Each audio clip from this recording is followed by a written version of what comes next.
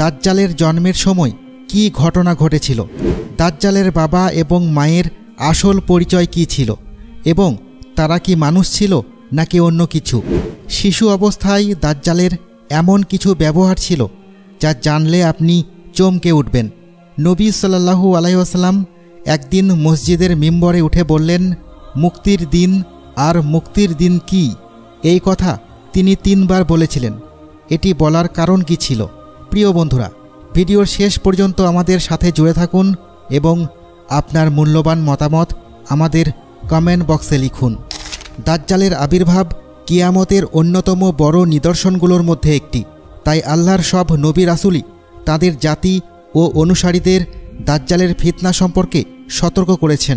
প্রিয় নবী সাল্লাল্লাহু আলাইহি ওয়াসাল্লাম বলেছেন, আল্লাহ এমন কোনো নবীকে প্রেরণ করেননি যিনি তার উম্মতকে একচোখা মিথ্যাবাদী দাজ্জাল সম্পর্কে সতর্ক করেননি। জেনে রেখো, সে একচোখা আর তোমাদের প্রতিপালক একচোখা নন।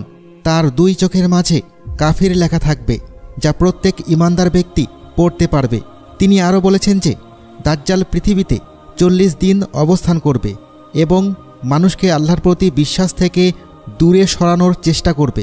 এই সম্পর্কে নবীজি সাল্লাল্লাহু আলাইহি ওয়াসাল্লাম বলেন, এর মধ্যে প্রথম দিন হবে একটি বছরের মতো, দ্বিতীয় দিন হবে একটি মাসের মতো, আর তৃতীয় দিন হবে সপ্তাহের মতো এবং তার বাকি দিনগুলি স্বাভাবিক দিনের মতো হবে।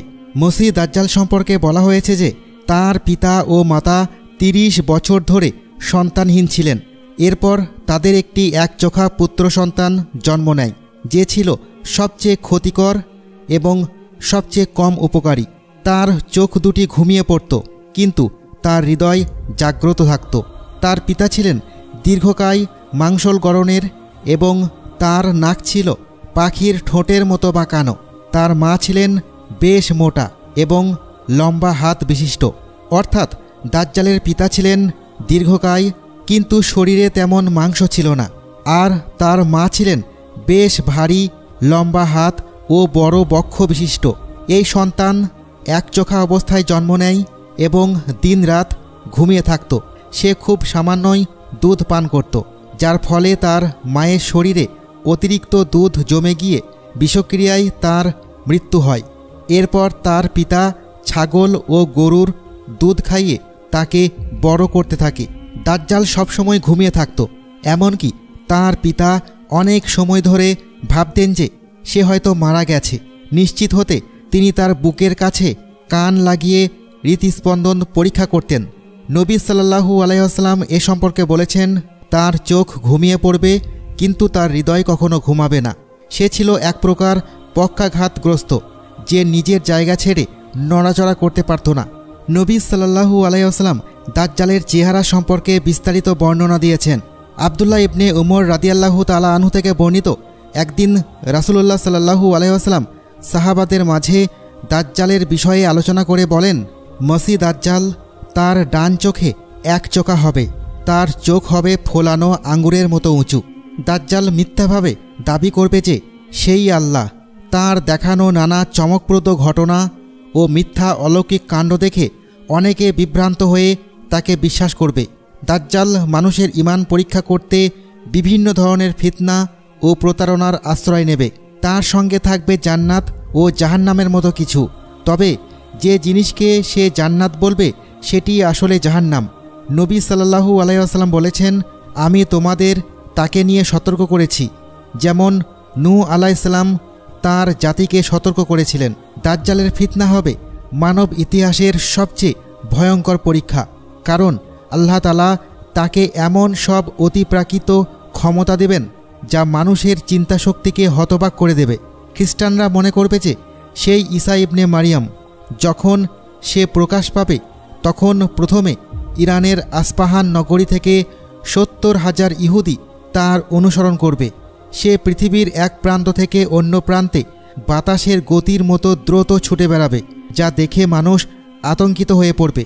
মানুষ তার ভয়ে পালিয়ে লুকিয়ে থাকবে, কারণ সে পৃথিবীর প্রায় প্রতিটি স্থানে পৌঁছে যাবে। তবে সে মক্কা ও মদিনার সীমানায় প্রবেশ করতে পারবে না, কারণ সেখানকার রক্ষক ফেরেশতারা তাকে সেখানে প্রবেশ করতে দেবে না। মুহজিন ইবনে আদরা রাদিয়াল্লাহু তাআলা আনহু থেকে বর্ণিত, রাসূলুল্লাহ সাল্লাল্লাহু আলাইহি ওয়াসাল্লাম একদিন খুতবায় বললেন, মুক্তির দিন।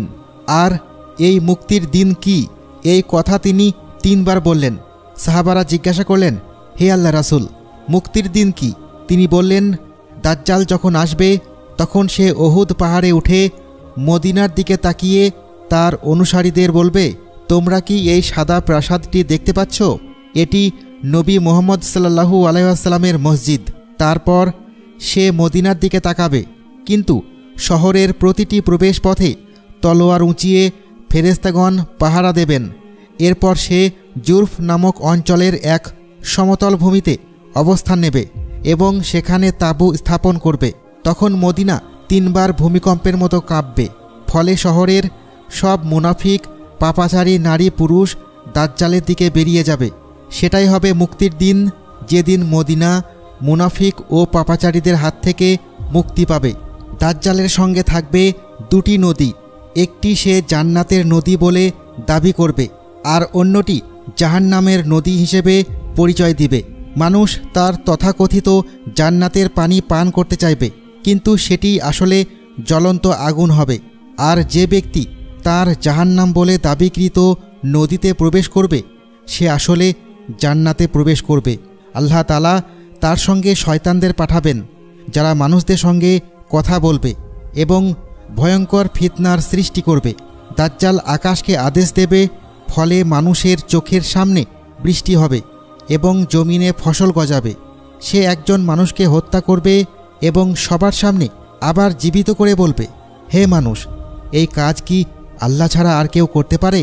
এই কথা শুনে অনেকে তাকে সত্যিকারের প্রভু মনে করে বিশ্বাস করবে এবং তার অনুসারী হবে। ধীরে ধীরে তার ফিতনা ছড়িয়ে পড়বে আর তার অনুসারীর সংখ্যা বৃদ্ধি পাবে। কেবল অল্প সংখ্যক প্রকৃত মুমিন তার ফিতনা থেকে রক্ষা পাবে। তারা সিরিয়ায় জাবাল আদ-দুখান নামক স্থানে আশ্রয় নেবে।